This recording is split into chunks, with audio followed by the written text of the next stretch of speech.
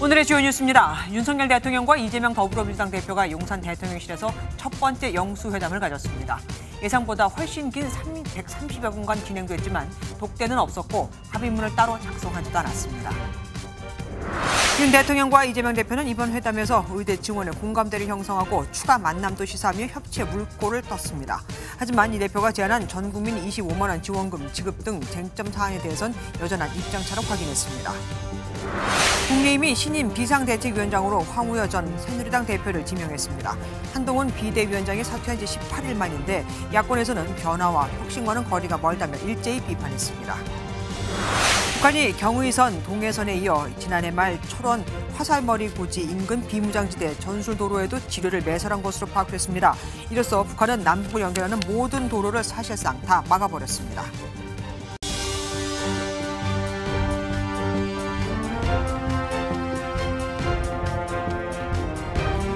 20분 거리인데 실제로는 700일이 걸렸다. 이재명 더불어민주당 대표가 윤석열 대통령과의 영수회담에서 한 말입니다. 뼈있는 발언으로 시작된 영수회담은 당초 예정됐던 1시간을 훌쩍 넘어 2시간 15분 동안 진행됐는데 민주당 측에 따르면 윤 대통령과 이 대표가 말을 한 시간이 85대 15 정도의 비율이었다고 합니다. 대통령이 당초 듣겠다고 했지만 답변이 상당히 길었다는 거죠. 이 대표는 그동안 주장했던 민생지원금부터 최상병 특검법, 김건희 여사 문제까지 모든 것을 쏟아냈지만 합의에 이른 건 없었고 이 대표는 회담 후 답답하고 아쉬웠다는 소회를 밝혔습니다.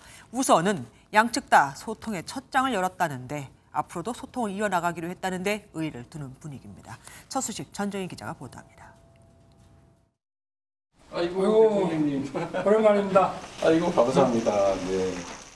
이재명 대표가 집무실로 들어서자 윤 대통령이 환하게 웃으며 악수를 건넵니다. 윤석열 정부 출범 이후 720일 만에 영수회담이 성사됐습니다. 회담은 당초 60분가량 예정됐지만 135분 만에 끝났습니다. 양측에서 각각 3명씩 배석한 채로 회담은 진행됐고 독대 회담은 없었습니다. 이 대표는 모두 발언에서 미리 준비해온 A4 용지 10장에 달하는 원고를 읽으며 그동안 주장해온 내용들을 모두 쏟아냈습니다. 평소에 우리 이 대표님과 민주당에서 강조해 오던 얘기이기 때문에 이런 말씀을 하실 거로 또 제가 예상하고 있었습니다. 이후 비공개 회담이 이어졌고 양측은 각각 회담 결과를 발표했습니다. 민생이 가장 중요한 정치적, 정책적 현안이라는 데도 인식을 같이 했습니다. 다만 민생을 구체적으로 어떻게 개선할 것인지에 대해서는 우리 당이 주장했던 민생회복, 국정기조와 관련해서 민생을 회복하고 국정기조를 전환하겠다는 의지가 없어 보였습니다. 첫 영수회담에서 의제와 관련해 구체적인 합의에는 이르지 못했지만 양측은 앞으로도 소통을 이어가겠다며 협치의 불씨를 살렸습니다. MBN 뉴스 전정인입니다. 예상했던 대로 오늘 공동합의문은 나오지 않은 만큼 대통령실과 민주당이 각각 내놓은 브리핑 내용을 살펴보겠습니다. 대통령실은 의료개혁과 수시 만남, 민생 이 세 가지 분야 큰 틀에서 인식을 같이 했다고 총평했습니다. 하지만 민주당은 달랐죠. 민생 부문에서 대통령실의 입장 변화가 없었다고요. 이어서 김지영 기자가 보도합니다. 대통령실이 민주당과 큰 틀에서 인식을 같이 했다고 꼽은 분야는 의료개혁, 수시 만남, 민생 세 가지입니다. 먼저 의료개혁은 윤석열 대통령과 이재명 대표가 의대 정원 증원의 불가피성에 공감했고 민주당도 협력한다는 입장을 전했다고 밝혔습니다. 윤 대통령과 이 대표의 추가 만남 가능성도 시사했습니다. 이도훈 홍보수석은 윤 대통령과 이 대표가 종종 만나기로 했다며 여당 지도체제가 들어서면 3자 회동도 할 수 있다고 말했습니다. 다만 민생과 관련해선 정책적 입장 차이가 있었다고 밝혔습니다. 회담 전부터 신경전을 벌였던 전국민 25만 원 지원금 관련 윤 대통령은 물가와 재정 등을 고려해 어려운 분들을 더 효과적으로 지원하는 방향을 제안했다고 설명했습니다. 정부가 추진 중인 정책을 먼저 시행하고 필요할 경우에 야당이 제기한 부분들에 대해서는 여야가 협의를 하면서 시행 여부를 논의하자 이런 취지로 논의가 지속이 됐습니다. 민주당 역시 민생회복지원금과 관련해선 전혀 입장이 좁혀지지 않았다고 지적했습니다. 윤석열 대통령께서는 뭐 인플레이션도 얘기하고 자신의 어떤 이 바라보는 어떤 처방이라고 할까요? 그 부분에 대해서는 좀 생각이 달랐기 때문에 대통령실은 이태원 특별법에 대해선 조사와 재발 방지책, 유족 지원에 대해 공감한다며 법리적 문제만 해소하면 무조건 반대하는 입장은 아니라고 밝혔습니다. MBN 뉴스 김지영입니다. 이재명 대표는 직접 준비한 모두 발언에서 윤석열 대통령을 향해 15분 동안 작심 발언을 쏟아냈습니다. 사전 의제 조율이 이루어지지 않은 만큼 그동안 민주당이 주장해온 각종 현안을 모조리 회담 테이블에 올려놓은 건데 이 대표는 윤 대통령의 가족 관련 의혹도 정리해야 한다면서 사실상 김건희 여사 문제까지 꺼내들었습니다. 이에 대해서 대통령은 언급이 없었고요. 서영수 기자입니다. 윤석열 대통령과의 인사말이 마무리될 때쯤 퇴장하려는 취재진을 멈춰 세운 이재명 대표. 상의 주머니에서 직접 준비한 10장 분량의 원고를 꺼내 15분 동안 작심 발언을 쏟아냈습니다. 제가 오늘 드리는 말씀이 거북하실 수 있을 텐데 그것이 이제 야당과 국민들이 가지는 이 정부 2년에 대한 평가의 일면이다 이렇게 생각해 주시면 고맙겠습니다. 앞으로는 국회의 결정을 존중해달라고 강조한 이 대표는 윤 대통령에게 그동안의 거부권 행사에 유감 표명을 해달라고 요구했습니다. 최상병 특검법과 이태원 참사 특별법을 수용해달라고 주장한 데 이어 사실상 김건희 여사 특검법 수용까지 압박했습니다. 이번 기회에 국정 운영에 큰 부담이 되고 있는 가족 등 주변 인사들의 여러 의혹들도 정리하고 넘어가시면 좋겠다는 생각입니다. 민주당이 주장해온 민생지원금 지급과 R&D 예산 복원을 위한 추경의 필요성도 강조했습니다. 골목 상권의 소상공인이나 자영업자, 또 지방에 대한 지원 효과가 매우 큰 민생회복지원금은 꼭 수용해 주시기를 부탁드립니다. 이 대표는 의료개혁과 연금개혁 정책에 대해선 정부와 적극적으로 협력하겠다는 뜻도 밝혔습니다. MBN 뉴스 서영수입니다.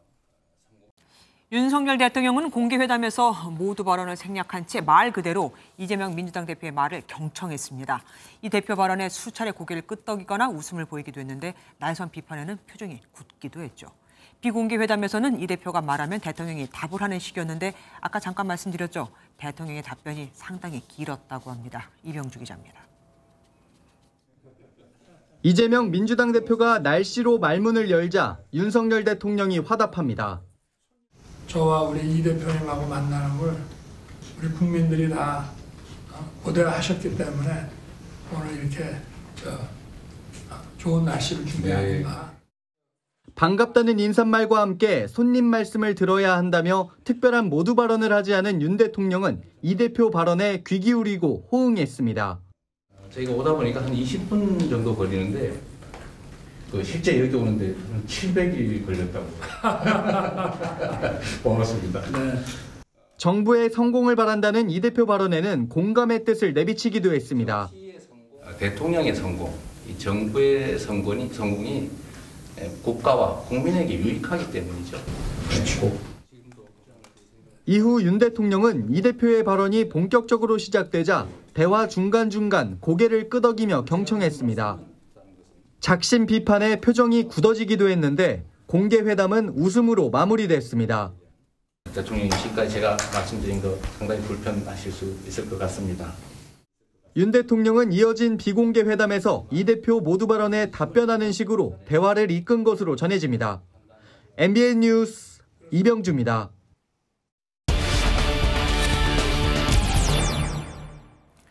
대통령실 출입하는 이기준 기자에게 영수회담과 관련해 더 자세한 얘기 들어보도록 하겠습니다.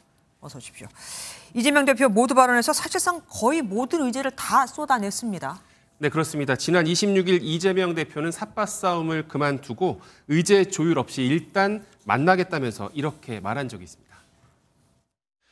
대통령을 만나서 총선에서 드러난 우리 국민들의 민심을 가감없이 전달하도록 하겠습니다.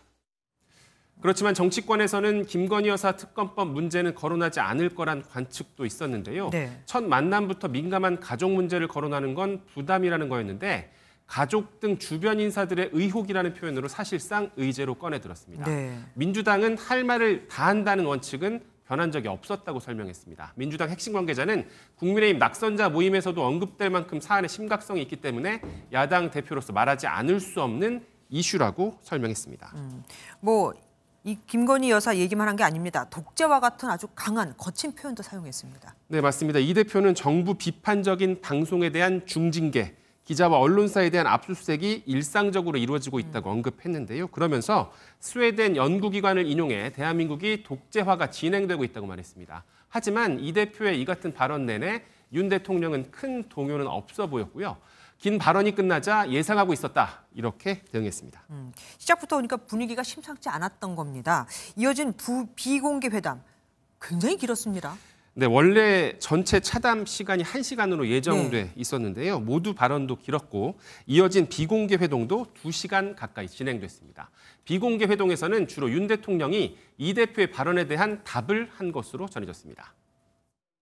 시간 계산을 해보니까 한 85대 15 정도 됐던 것 같아요. 그러니까 모두 발언 이후에는 윤석열 대통령께서 상당히 많은 말씀을 하셨다고 보면 되겠습니다. 민주당이 받아들이기에는 윤 대통령의 발언이 기존 입장을 재확인하는 수준이었다는 걸 시사하는 대목입니다. 이런 분위기를 반영해 관심이 쏠렸던 별도 단독 회동도 이루어지지 않았습니다. 회동 후에는 각각 브리핑을 했잖아요. 그런데 이 양쪽이 같이 만났던 거 맞나 싶을 정도로 상당히 어조가 다릅니다. 네, 대통령실은 대통령과 제1야당 대표가 머리를 맞대고 민생과 국정 현안을 논의했다는 데 중요한 의미가 있다고 강조했습니다. 이재명 대표도 소통의 첫 장을 열었다는 데 의미를 둬야겠다고는 했지만 답답하고 아쉬웠다며 평가의 방점이 달랐습니다. 비공개 회동에서 국정 운영 기조 변화의 의지가 엿보이지 않았다는 겁니다. 그런데 솔직히 어느 정도 예견된 결과잖아요. 네, 그렇습니다. 이 대표가 가장 먼저 그리고 강조했던 것 중 하나가 전 국민 민생회복 지원금이라고 할 수 있습니다. 대통령실은 윤 대통령이 물가와 금리, 재정 상황 등을 고려해야 한다는 입장을 밝혔다고 전했는데요. 이 문제는 윤석열 정부 기조와 정면으로 충돌한다는 게 대통령실의 변함없는 입장입니다. 대신 소상공인 지원이나 서민금융 확대 같은 현금 지원의 방식을 대안으로 제시했습니다. 선별 지원 등 절충안이 나올 수도 있다는 전망도 있었지만 이견은 전혀 좁혀지지 않았는데요. 네. 민주당은 윤 대통령의 민생 시급성을 제대로 인식하지 못했다고 밝혔습니다. 야, 지금 말씀하신 걸 다 이제 종합해 보면 어떻습니까? 협치의 가능성을 볼 수 있었다라고 해석할 수 있을까요? 네, 현안에 대한 이견을 확인했지만 의대 증원에 대해서는 공감했고요. 여당까지 포함한 3자 회동도 열릴 수 있습니다. 민생 현안의 중요성을 공감한 건 소득이겠지만 방법론 차이가 워낙 커서 후속 협의가 있을지 지켜봐야 할 것 같습니다. 여당이 빠지면서 여당 레임덕 이런 얘기까지 나왔었잖아요. 그런 만큼 여당의 반응도 또 궁금해집니다. 지금까지 이기준 기자와 함께했습니다. 고맙습니다. 22대 국회의장 자리를 놓고 더불어민주당 내부에서 경쟁이 치열하죠. 오늘 친명 원외 조직 행사엔 모두가 총출동해 서로 자신의 적임자라고 주장했습니다. 한 여론조사에서는 추미애 후보가 압도적인 1위로 나왔다는데 실제 내부 분위기는 어떨까요? 정태훈 기자가 보도합니다. 현재까지 국회의장 후보로는 6선의 조정식 의원 추미애 당선인과 5선의 정성호, 우원식 의원이 꼽힙니다. 공교롭게도 4사람 모두 친명 원외 조직인 더민주 전국혁신회의 행사에 참석한 가운데 정견 발표에 버금가는 포부를 밝혔습니다. 지금까지 보여졌던 국회의장의 그런 모습이 아니라 중립이라고 하는 것이 몰가치가 아니고 국회의장은 국회의 사회자가 아니다라고 하는 것을 분명하게 보여줌과 동시에 친명계 좌장으로 꼽히는 정성호 의원은 당원 중심의 대동단결을 외쳤습니다. 우리 당원들이 중심이 되어갖고 국회를 변화시키고 그 뜻을 받아갖고 의원들이 한마음 한뜻이 되어갖고 다음 정권교체로 나갈 수 있게 잘 뒷받침하겠습니다. 6선의 조정식 의원은 검찰의 국회 압수수색을 작심 비판했고 추미애 당선인은 박근혜 전 대통령 탄핵의 주역임을 거론하며 지지를 호소했습니다. 한 여론조사에서는 추미애 당선인이 국회의장으로 가장 적합하다는 조사 결과가 나왔는데 내부 사정은 전혀 알 수 없다는 분위기입니다. 한 민주당 관계자는 의원들이 직접 투표를 하는 만큼 개별 물밑 접촉을 얼마나 잘하느냐가 관건이 될 것이라고 설명했습니다. 22대 첫 국회의장 자리를 두고 민주당 내 중진 경쟁이 더욱 치열해지는 가운데 민주당은 이번 선출 과정에 처음으로 과반 결선 투표제를 도입할 예정입니다. MBN 뉴스 정태웅입니다. 국민의힘에서는 한동훈 비대위원장이 사퇴한 지 18일 만에 황우여 당 상임고문을 수장으로 낙점했습니다. 황 위원장의 가장 큰 임무는 당대표를 뽑는 전당대회를 준비하는 건데 반응이 별로 안 좋습니다. 당 안팎에서 벌써부터 혁신을 포기한 거다는 비판이 나오고 있거든요. 김태희 기자가 보도합니다. 국민의힘 새 비상대책위원장으로 당대표 출신 황우여 당 상임고문이 지명됐습니다. 총선 참패 이후 세 번째 당선인 총회에서 윤재욱 당 권한대행이 황우여 고문을 지명했고 이견은 없었던 것으로 전해졌습니다. 황우여 대표님은 5선 의원이시기도 하고 당의 대표를 지내신 분이고 또 덕망과 인품을 갖추신 분이고 공정하게 또 전당대를 관리할 수 있는 분으로. 황우여 당 상임고문은 국민의힘 전신 새누리당에서 원내대표와 당대표를 맡았고 15대부터 19대까지 국회의원을 지낸 원로 정치인입니다. 이르면 6월 전당대회 전까지 관리형 비대위를 이끌 무난한 인선이란 평가가 나옵니다. 무난한 인선이라고 생각합니다. 문제는 이제 그 비대위원회를 어떻게 구성하는가 거기에 대한 것인데요. 당 안팎에선 혁신을 포기했다는 비판도 있습니다. 정말로 총선에 나타난 민의를 받들고 어떤 혁신 쇄신의 그림을 그려 나갈지 참 그건 잘 모르겠습니다. 야권에서도 새 비대위원장 지명에 관해 국민이 명령한 변화와 혁신을 포기한 것이라고 강하게 비판했습니다. 국민의힘은 전국위원회를 거쳐 이번 주 금요일 원내대표 선출을 전해 황우여 비대위원장 임명 절차를 마무리할 예정입니다. MBN 뉴스 김태희입니다. 오고 가는 언제 매일 여의도는 전쟁 중 Talk to me. 정치 톡톡 시간입니다. 국회팀 민지숙 기자와 함께합니다. 어서 오십시오. 첫 번째 주제 보겠습니다. 탈당 당했다. 김남국 의원이 한 말인가 봅니다. 맞습니다. 지난해 5월이죠. 김남국 당시 민주당 의원은 이 상임위 회의 도중에 코인 거래를 했다는 의혹이 불거지면서 스스로 탈당을 했습니다. 맞아요. 그런데 오늘 이 결정이 사실은 강요당한 것이었다라고 주장한 겁니다. 탈당을 일부 세력에 의해서 강요당했다라고 표현하는 게 맞을 것 같습니다. 마녀사냥식으로 공격을 했기 때문에 탈당 이후에 복당안의 장애 사유가 다 사라졌다라고 이렇게. 탈당을 강요당했다. 어떻게요? 네, 김 의원은 당시 당 내부에서 자신을 이용해 이재명 지도부를 흔들려는 움직임이 있었다라고 설명을 했습니다. 이 세력이 비명계냐라는 질문엔 말을 아끼긴 했는데요. 대선 비자금이다, 뇌물이다 이런 의혹들로 근거 없는 공격이 이어지자 자신은 원치 않았지만 탈당을 선택할 수밖에 없었다라는 겁니다. 결국은 뭐 이재명 대표를 위해서 탈당을 했다. 뭐 이렇게 해석이 되는 대목입니다. 어쨌든 탈당 1년 만에 이런 얘기를 다시 왜 꺼내든 겁니까? 네, 김남국 의원 이번 총선에서 민주당의 비례위성정당으로 입당을 했죠. 네네. 위성정당이 민주당에 흡수되면 자연스레 민주당으로 복당하는 셈이 됩니다. 네. 하지만 일각에서는 꼼수 복당이다라는 지적이 나오고 있죠. 민주당 당규에는 탈당한 날로부터 5년이 지나지 않으면 복당할 수 없다라고 되어 있기 때문입니다.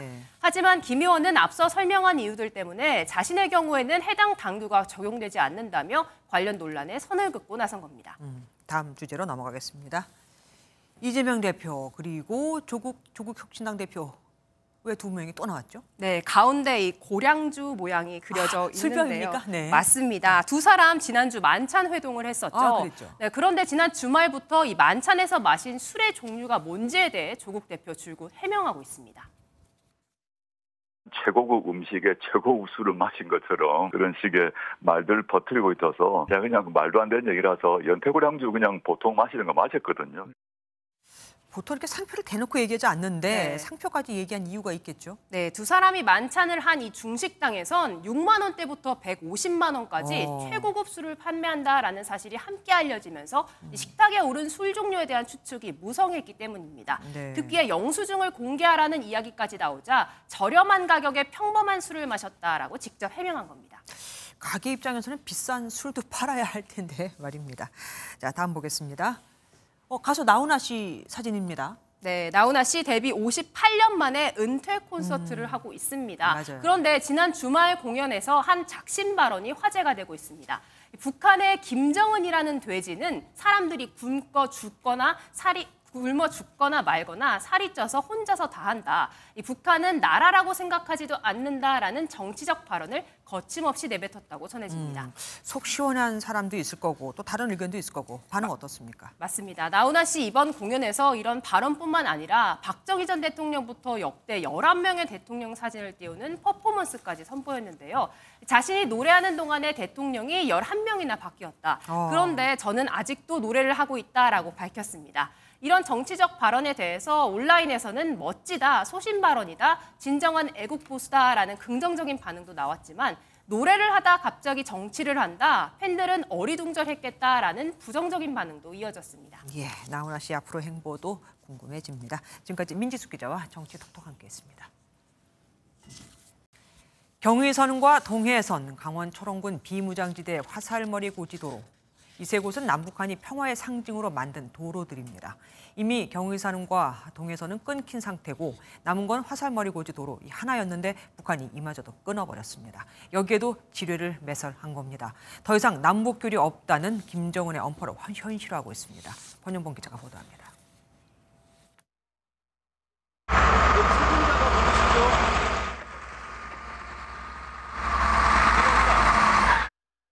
군사 분계선을 사이에 두고 도로 연결 공사에 투입된 남북한 지휘관이 악수합니다. 개성공단으로 향하는 경의선과 금강산으로 이어지는 동해선 도로에 이어 남북은 9.19 군사 합의를 계기로 공동 유해 발굴을 위해 화살머리 고지 도로를 만들었습니다. 그런데 지난해 말 북한이 이 도로에 지뢰를 매설한 모습이 우리 군 당국 감시 장비를 통해 포착됐습니다. 경의선과 동해선 도로에 지뢰를 깔고 가로등 수십 개를 철거한 데 이어 남북한을 연결하는 마지막 도로까지 끊어버린 겁니다. 김정은이 대남 관계를 분명한 교정국 적대 관계로 선포한 이래 어떤 교류 협력 의미 있는 접촉도 하지 않겠다라는 의지를. 군 관계자는 북한군 활동을 지켜보고 있지만 맞대응으로 우리도 지뢰를 매설할 가능성은 없다고 선을 그었습니다. 북한은 지난해 말 사실상 9.19 군사합의를 전면 파기에 선언하였고 이에 우리 군은 필요한 조치를 실시하고 있습니다. 남북한이 최전방 감시 초소 복원에 나선 가운데 연결했던 도로망까지 모두 끊으면서 군사적 긴장감이 고조되고 있습니다. MBN 뉴스 권용범입니다. 공수처가 해병대 최상병 사망 사건 외압 의혹의 핵심 피의자인 유재은 국방부 법무관리관을 다시 소환했습니다. 특검 추진이 임박하면서 공수처에 남은 시간이 적지 않은 상황인데 이번 재조사가 수사에 향방을 가를 분수령이 될 것으로 보입니다. 현지호 기자입니다. 최상병 사건 외압 의혹의 핵심 관계자인 유재은 국방부 법무관리관이 조사 사흘 만에 다시 공수처의 모습을 드러냈습니다. 지난주에 충실하게 답변하셨다고 하셨는데 왜 오늘 또 부르신 건지. 네, 오늘도 성실히 좀 답변을 드릴 예정입니다. 외압 의혹의 핵심은 두 갈래입니다. 첫 번째는 사건에 대한 해병대 조사 결과가 경찰로 넘어가는 과정에서 혐의자가 8명에서 2명으로 축소된 경위. 다른 하나는 경찰로 이첩됐던 수사 기록이 다시 군으로 회수된 이유입니다. 유 법무관리관은 법률사무 관련 국방부 최고위 참모로 두 사안 모두 각각의 관계자들과 직접 통화하는 등 깊이 관여한 혐의를 받고 있습니다. 공수처는 사흘 전 조사에서 밝혀지지 않은 미진한 부분에 대해 조사를 하겠다고 공식적으로 밝혔는데 현재는 윗선으로부터 지시받은 구체적 내용 등을 캐묻고 있는 걸로 알려졌습니다. 조사 결과에 따라 공수처가 유 법무관리관의 신병을 확보하기 위해 구속영장 청구도 검토할 수 있다는 전망이 나오고 있습니다. 특검이 도입되면 수사를 중단하고 기록을 모두 넘겨야 하는 공수처. 수사할 수 있는 시간이 길어야 2달 남은 상황에서 반전을 이뤄낼지 주목됩니다. MBN 뉴스 현지호입니다. 영화 기생충 같은 일이 실제로 벌어졌습니다. 아이가 있지만 집도 일자리도 없는 40대 부부에게 편의점 일자리도 주고 숙소도 제공해줬는데 이 부부가 판매하는 물건을 마치 자기 것인 양 쓰고 심지어 현금까지 챙겨 달아난 겁니다. 확인된 피해액만 1,000만 원이 넘습니다. 강세훈 기자가 단독 취재했습니다. 편의점에서 여성이 샌드위치를 가져오더니 계산도 하지 않고 먹습니다. 남성은 진열장에서 담배를 꺼내갑니다. 음료수는 수시로 마시고 세탁세제도 가져갑니다. 심지어 금고 있는 현금에도 손을 댑니다. 이들은 부부관계인데 편의점 주인이 아닌 직원입니다. 지난해 8월에 취업한 뒤 5개월 동안 일하다 정적을 감췄는데 1,000만 원이 넘는 현금과 물품도 사라졌습니다. 아이가 있는 부부였고 또 저희가 편의점 말고도 사업장을 여러 개 하고 있어서 믿고 맡겼는데 CCTV 보니까 황당하고 좀 어이가 없죠. 남의 가게에서 먹고 자고 쓰면서 주인 행세를 한 겁니다. 이들 부부는 손님이 신용카드가 아닌 현금으로 결제하는 경우 모조리 가져갔습니다. 담배를 사러 가면 그 돈을 금고가 고장나는데 그리고 지퍼백에 그러더라고. 편의점 주인은 이들 부부가 사라진 뒤 CCTV를 통해 범행을 확인했습니다. 남편 김모 씨는 과거에도 사기 혐의로 재판을 받은 적이 있는 것으로 알려졌습니다. 편의점 주인은 김 씨 부부를 경찰에 고소했습니다. MBN 뉴스 강세훈입니다. 주차장 입구 막기, 전가의 보도일까요? 입주민이 출근 시간 아파트 주차장 입구를 막아버리는 일이 또 발생했습니다. 주차 위반 스티커를 왜 이렇게 많이 붙인 거냐면서요. 잘못한 사람에게 벌을 주자 왜 벌을 주는 거냐고 화를 내는 거나 다름없죠. 장덕진 기자가 취재했습니다. 아파트 지하주차장 출입구에 외제차 한 대가 가로로 주차되어 있습니다. 차로 한가운데를 차지하고 있어 들어오지도 나가지도 못하게 만들었습니다. 앞유리에는 위반 스티커가 빼곡하게 붙어 있습니다. 30대 차주인은 이 아파트 입주민으로 주차 위반 스티커에 항의하며 이런 일을 벌였습니다. 다시 불러와가지고 스티커가 많이 붙어 있어가지고 성질난다고 그래가지고 여기다가 이렇게 세워놨거든. 여기는 막 완전 박혀 있었고. 입주민은 이 남성이 평소 주차선을 넘어 주차하는 등 주차 문제가 잦았다고 말했습니다. 주차 빌런이에요. 주차를 늘 언제나 주차 지역에다가 안 해놓고 자기 마음대로 주차를 해놓는 분이신데 위반 스티커를 떼주면 차를 옮기겠다고 한 차주는 경찰이 차를 견인하려고 하자 결국 차를 이동 주차했습니다. 목리를 부린 지 6시간 만입니다.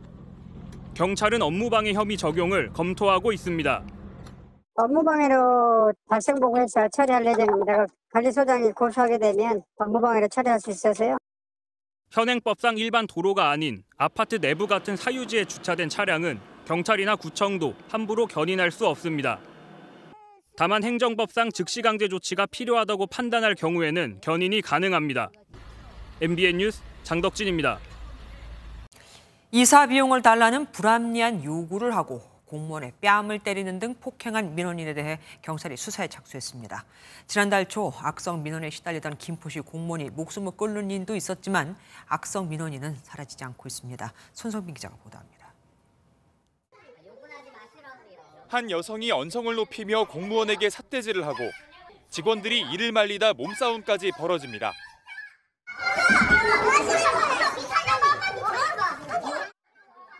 지난 12일 서울의 한 주민센터에서 50대 여성 A씨가 이사 비용을 달라며 난동을 피우는 모습입니다. 담당 공무원 B씨는 정당한 지급 사유가 없다며 거절했지만 격분한 A씨가 폭언을 퍼부으며 뺨까지 때린 것으로 전해졌습니다. 경찰은 A씨의 폭행과 공무집행 방해 혐의에 대한 고발장을 접수해 수사에 나섰습니다. 공무원 B씨는 지속된 폭언과 함께 머리에 2차례 폭행을 당한 것으로 알려졌는데 지난 19일부터 병가를 내고 치료를 받고 있습니다. 폭언이나 욕설이 있으면 바로 고발 조치하려고 하고 있어요. 이번 기회를 통해서 우리 강서구청에서도 악성 민원은 엄중하게 대응하기로. 전국 공무원 노조는 서울시청 앞에서 집회를 열고 공무원들의 극단적 선택은 더 없어야 한다며 악성 민원 전담부를 만들라고 촉구했습니다. MBN 뉴스 손성민입니다. 이웃집 개가 크게 짖는다며 흉기를 들고 찾아가 위협한 30대 남성이 검찰에 넘겨졌습니다. 다친 사람은 없었지만 흉기가 있었고 또 위협을 한 만큼 바로 특수협박 혐의가 적용됐습니다. 노승환 기자입니다. 한 남성이 문을 열고 나와 같은 층 다른 집으로 갑니다. 안에 있던 주민이 문을 열고 나오려 하자 남성이 손에 든 흉기를 들고 위협합니다. 20대 남녀가 사는 집에서 개 짖는 소리가 크다며 벌인 일이었습니다. 주민 신고로 곧 경찰이 출동합니다. 하지만 남성은 자초지종을 묻는 경찰관에게 흉기가 아닌 나무젓가락을 들고 갔다고 둘러댑니다. 뭘 흉기를 들고 나왔다고 뭘 들고 나온 거예요? 얘기해보세요. 이거. 하지만 집에서 흉기가 발견됐고 CCTV로 같은 흉기임이 확인돼 남성은 특수협박 혐의로 현장에서 체포됐습니다. 다행히 다친 사람이 없었고 피의자도 그제사 혐의를 인정해 경찰은 불구속 상태로 사건을 검찰로 넘겼습니다. MBN 뉴스 노승환입니다. 배달 대행업체 직원이 전 지점장과 실장으로부터 주먹과 둔기로 폭행을 당했습니다. 맞은 사람은 새 지점장과 친해졌다는 이유로 맞았다고, 때린 사람은 보험 사기를 감추려고 거짓말을 해 폭행했다고 주장합니다. 보험 사기라면 경찰에 신고를 하면 될 텐데 왜 때렸을까요? 김명현 기자가 보도합니다. 한 남성이 헬멧으로 대화를 하던 남성을 내리칩니다. 이번에는 망치로 수차례 폭행을 이어가는가 하면 무릎을 꿇은 남성을 발로 차기도 합니다. 가해 남성은 지난달까지 배달 대행업체를 운영했던 지점장으로 직원인 배달기사 30대 남성을 폭행하는 모습입니다. 반대편에 앉은 주황색 옷을 입은 실장도 폭행에 가담했습니다. 피해 남성은 사건이 벌어진 이 사무실에서 2시간 넘게 감금된 채 가해 남성들로부터 무차별 폭행을 당했습니다. 새로운 지점장님이랑만 연락을 하고 본인들한테 하루 이틀 연락을 안 한다고. 병원 진단 결과 남성은 전치 3주의 타박상을 입고 6개월간의 정신과 치료 소견도 받았습니다. 취재진이 때린 사람도 만났는데 맞은 사람과 얘기가 다릅니다. 업체 오토바이로 보험 사기를 친 사실을 알게 됐고 이 내용을 묻자 아니라고 거짓말을 해 폭행했다는 겁니다. 죽어도 없다는 거. 실장을 불렀고 걔한테도 형이 하자고 하지 않았냐 이렇게 덮어 씌우게 하니까 얘도. 실제로 오토바이로 사람을 쳤다는 허위 신고로 보험금 220만 원을 탄 사실은 확인됐습니다. 다만 누가 보험 사기를 권유했고 돈은 얼마나 가져갔는지는 주장이 엇갈리고 있습니다. 경찰은 때린 남성 2명을 강도상의 공동 전범 등의 혐의로 입건하고 맞은 남성에 대해서도 보험 사기 혐의를 조사하고 있습니다. MBN 뉴스 김영현입니다. 비접촉 뺑소니를 아십니까? 갑작스러운 차선 변경이나 급제동 같은 사고로 다친 걸 비접촉 사고라고 하는데 이런 사고를 내놓고 그냥 떠나버렸을 경우 이걸 보통 비접촉 뺑소니라고 부릅니다. 피해자 보호를 위해 만든 법이겠죠. 그런데 되레 이걸 노려서 보험 사기를 저지른 운전자가 붙잡혔습니다. 차가 부딪히질 않았으니 상대 운전자가 모른다는 걸 악용한 겁니다. 안진우 기자가 보도합니다. SUV가 갑자기 끼어들자 뒷차 운전자가 경적을 울립니다. 화가 났는지 차를 세우고 항의하는데 SUV는 그냥 가버립니다.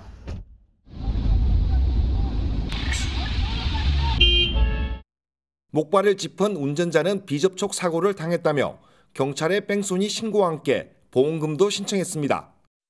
갑자기 끼어든 차량을 향해 이번에도 경적을 울립니다.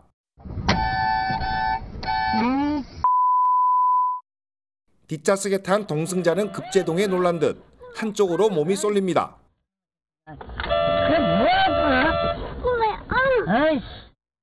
운전자는 이번에도 갑자기 끼어든 차량 때문에 비접촉 사고를 당했다며 증거자료로 블랙박스 영상을 제출했습니다. 피해를 주장하기 위해 블랙박스 영상 녹화 때부터 일부러 행동이나 말을 과장되게 한 일종의 수법입니다. 비접촉 사고는 가해자로 지목된 운전자가 사고가 난 걸 몰랐다는 사실을 입증하기 어렵다는 점을 노렸습니다. 60대 운전자는 이런 수법으로 지난 3년간 62차례에 걸쳐 2억 5천만 원의 보험금을 타냈습니다. 장애인 행세를 하면서 다쳤다고 주장을 하니까 보험사에서는 보험금을 지급할 금감원 등 민원을 여러 차례 제기를 하므로 경찰은 60대 운전자를 보험 사기 등의 혐의로 구속했습니다. MBN 뉴스 안진우입니다. 도박에 빠진 청소년들의 실태 보도 세 번째 시간입니다. 대리 입금이라는 걸 아십니까? 소액을 일주일 이내 짧은 기간 동안 빌려주는 건데 도박에 손을 댄 학생들이 자주 이용합니다. 문제는 10만 원 미만의 경우 법정 최고 금리를 적용받지 않는다는 겁니다. 연 이율로 환산하면 무려 3만%라는 이자를 내기도 했죠.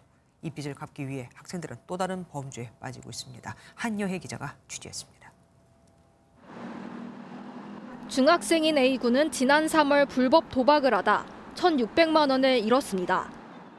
돈을 되찾아야겠다는 생각에 A군은 대리 입금을 해준다는 SNS 글을 보고 20만 원을 빌렸습니다. 하지만 연체료 명목 등으로 400% 늘어난 100만 원을 갚아야 하는 상황에 내몰렸고 부모에게까지 협박 전화가 걸려왔습니다. A군은 오토바이를 훔쳐 돈을 마련하려다 경찰에 붙잡혀 소년원으로 보내졌습니다. 가족들의 개인정보까지 과도하게 요구하는 경우가 많이 있어가지고 심각한 2차 피해가 우리. 소액 대출을 뜻하는 대리 입금을 SNS에 검색해보니 미성년자들도 손쉽게 돈을 빌릴 수 있다는 홍보글이 많습니다. 학생을 가장해 SNS로 대리 입금 문의를 해서 어떤 요구들을 하는지 살펴보겠습니다. 전화번호나 생년월일은 물론 얼굴이 나온 학생증까지 요구합니다. 법정 최대 이자율은 연 20%지만 일주일에 40% 이상을 요구하는 곳도 있었습니다.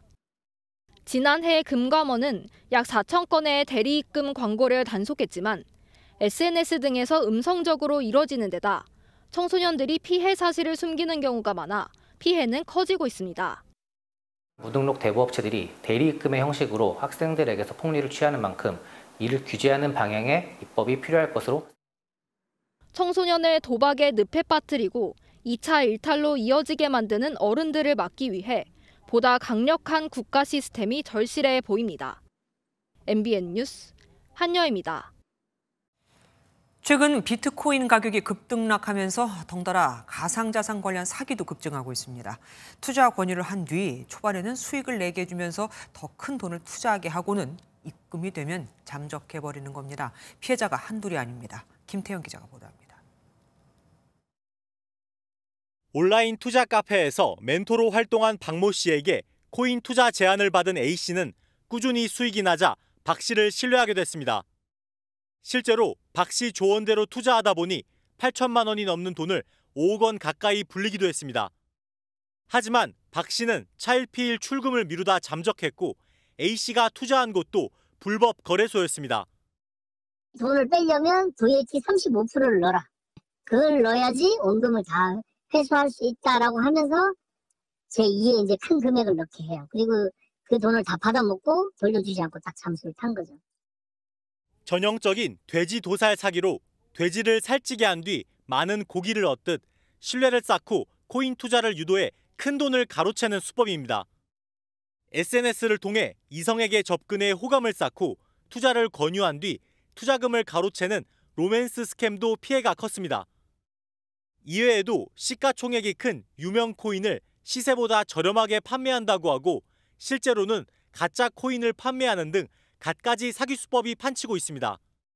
가상자산 연계 사기 거래에 대한 소비자 정보를 지속적으로 발령하는 등 투자자 유의사항을 안내하였음에도 피해가 줄어들지 않고 있으며 사기 수법이 교묘해지고 금감원은 올해 1월부터 4월까지 접수된 피해 신고만 2,000건이 넘는다며 각별한 주의를 당부했습니다.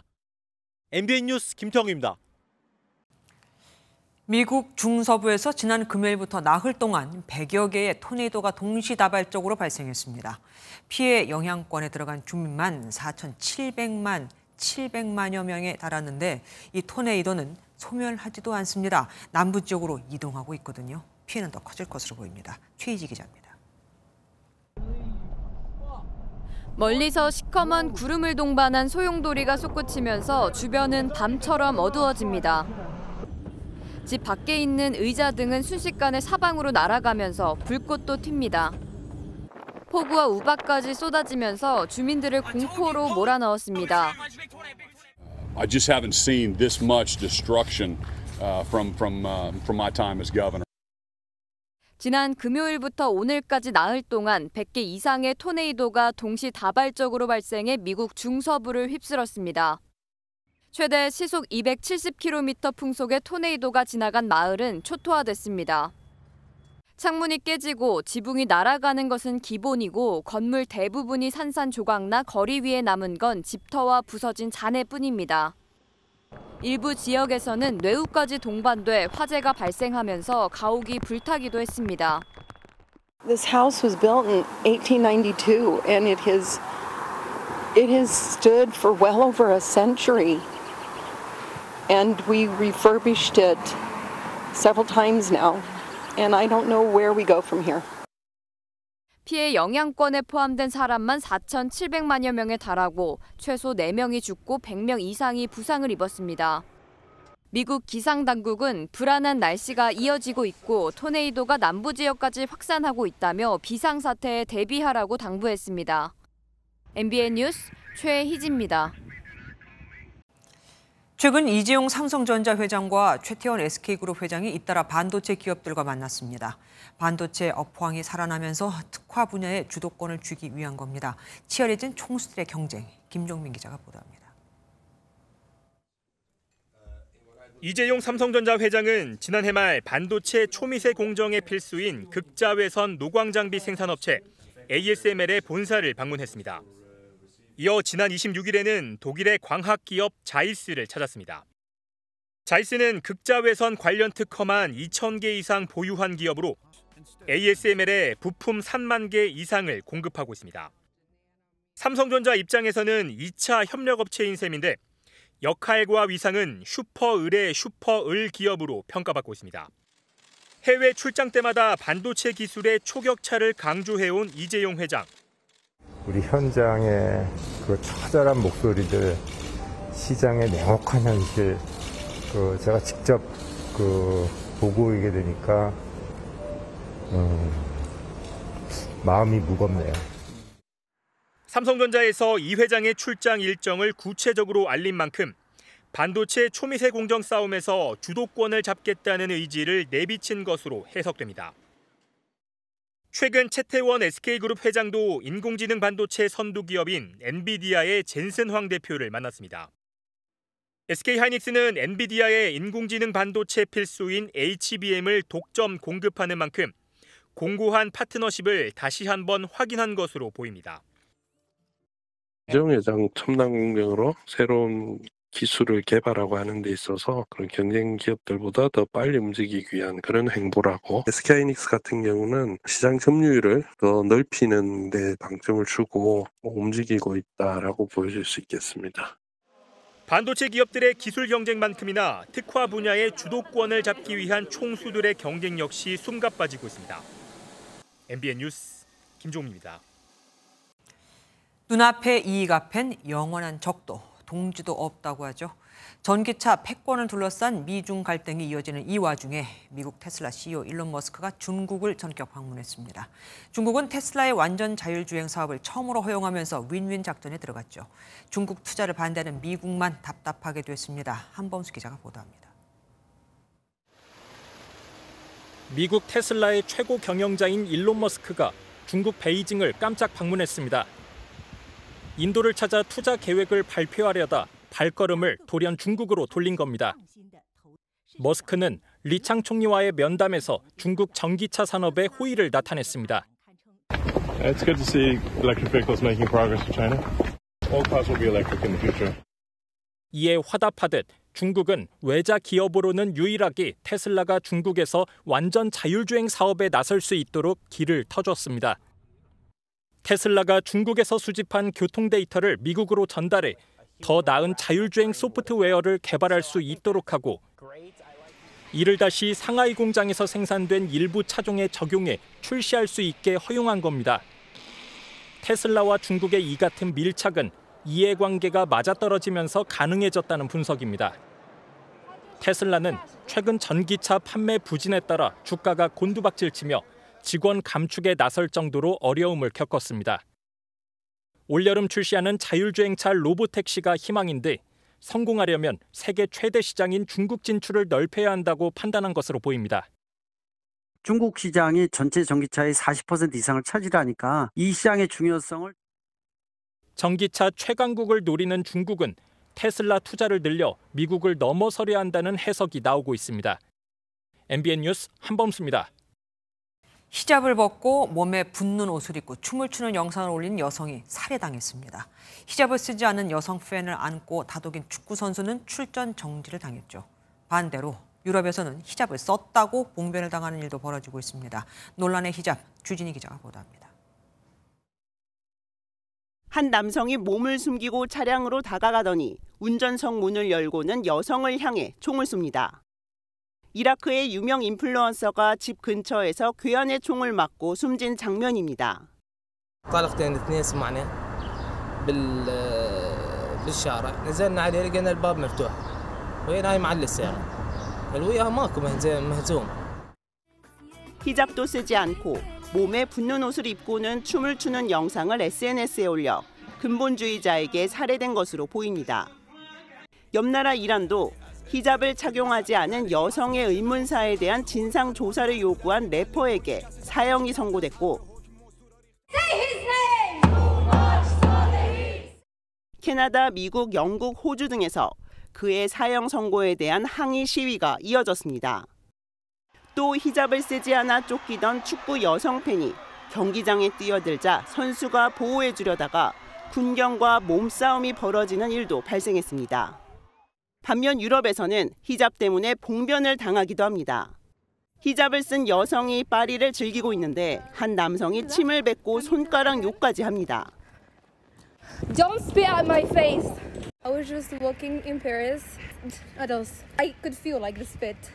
This is him.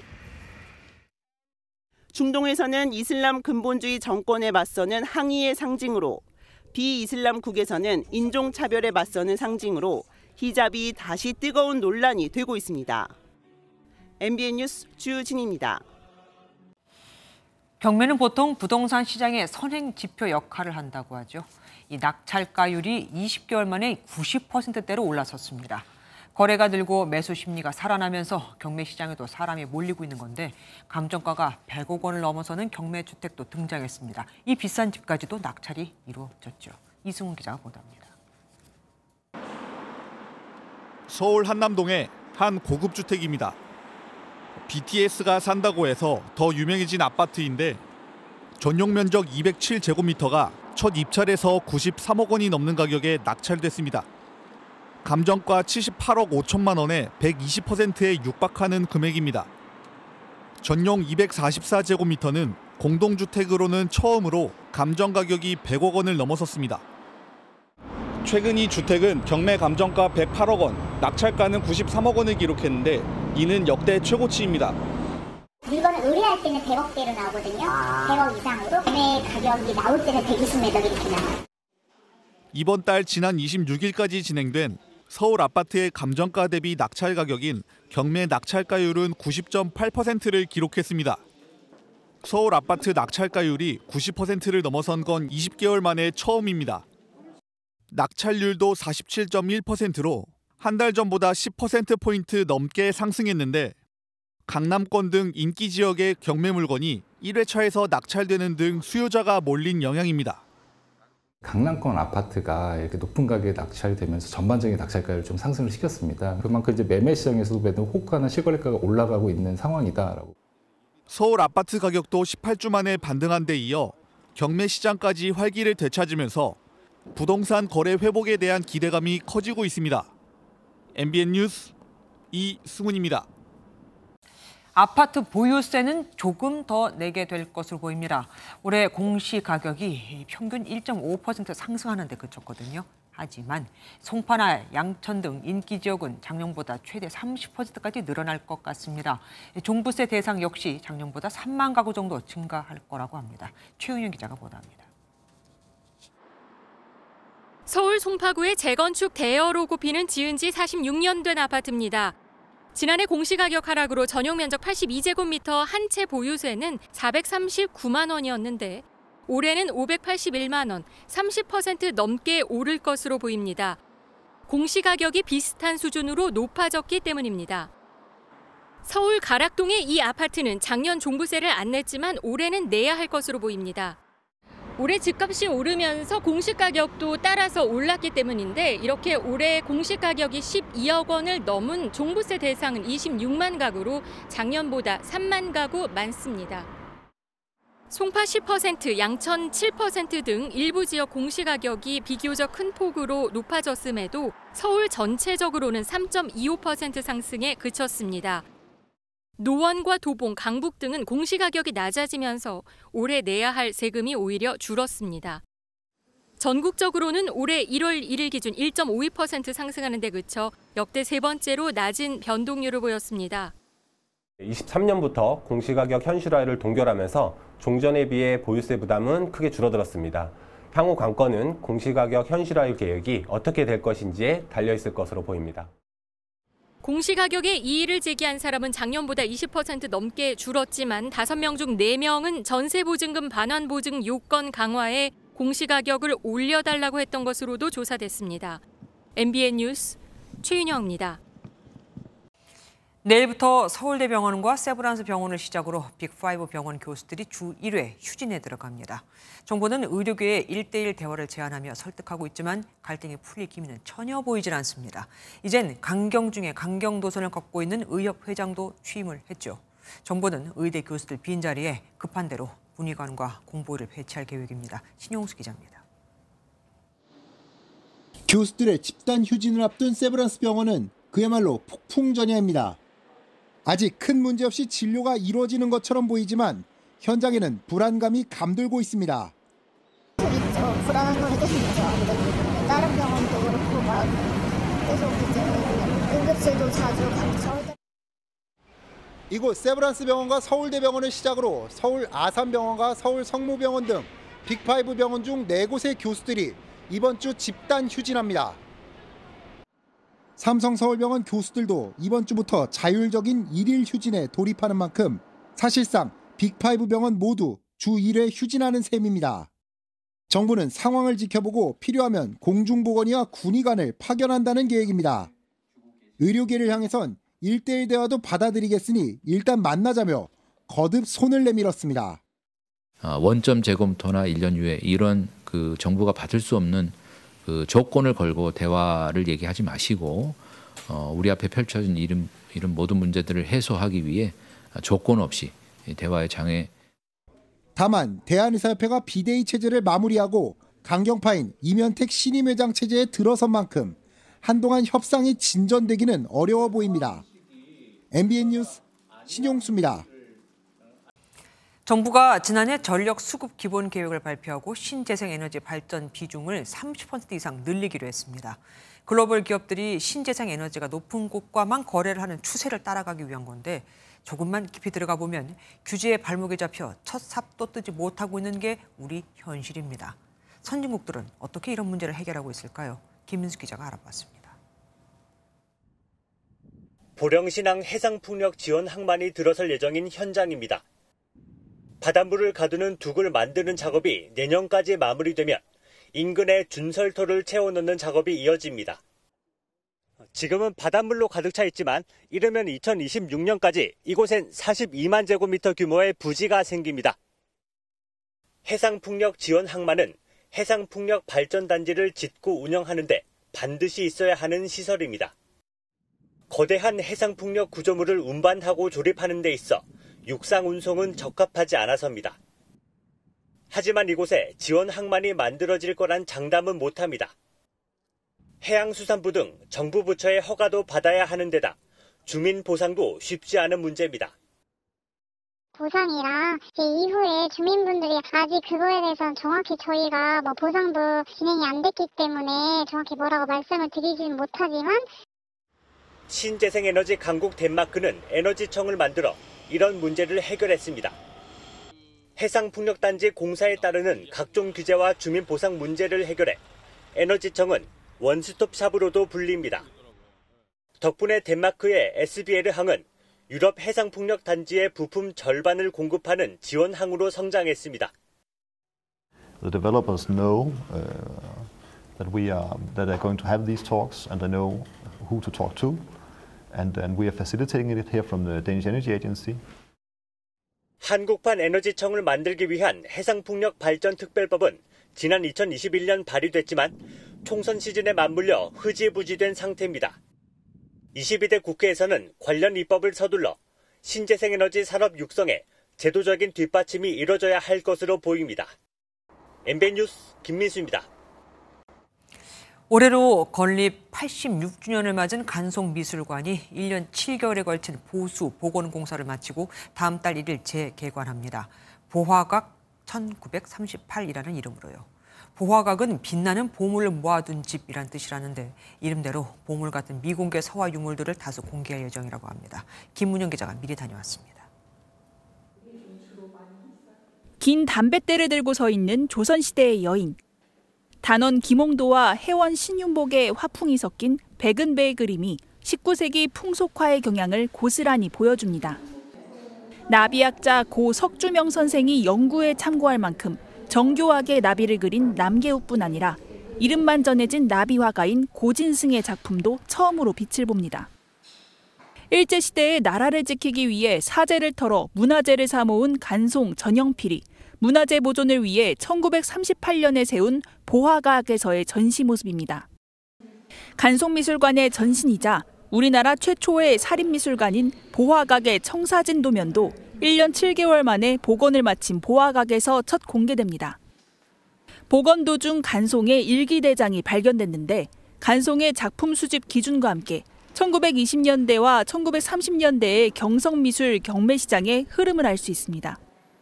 당시에 19세기 이후로 서화 수장가들이 추사 학파에 속하던 사람들의 작품을 많이 구입하려고 했었고 20세기 초반이 되면 정선에 대한 어떤 재해석.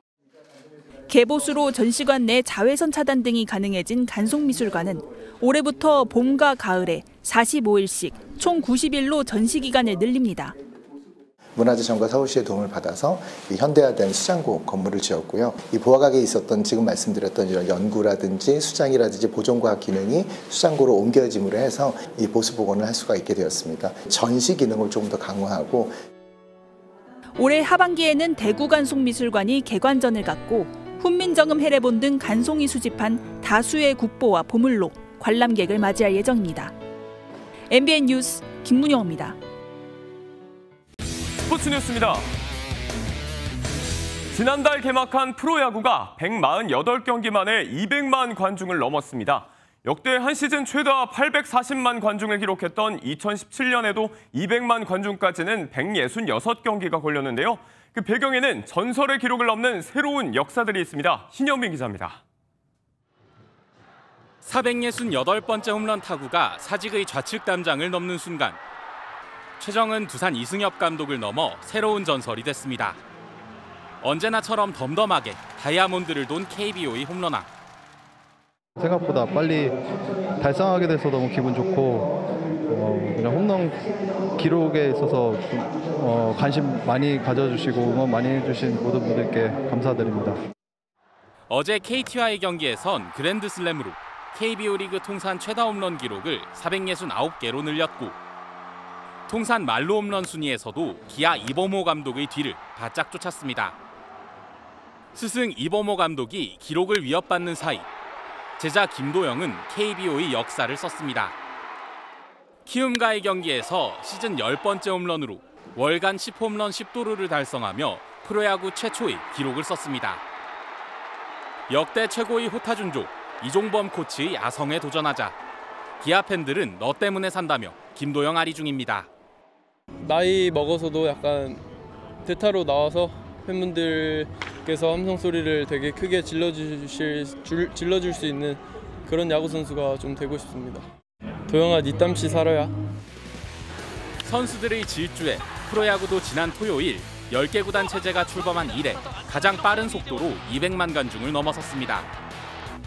연일 전설이 다시 쓰이는 사이 KBO도 1000만 관중이란 새로운 역사를 향해 달려가고 있습니다.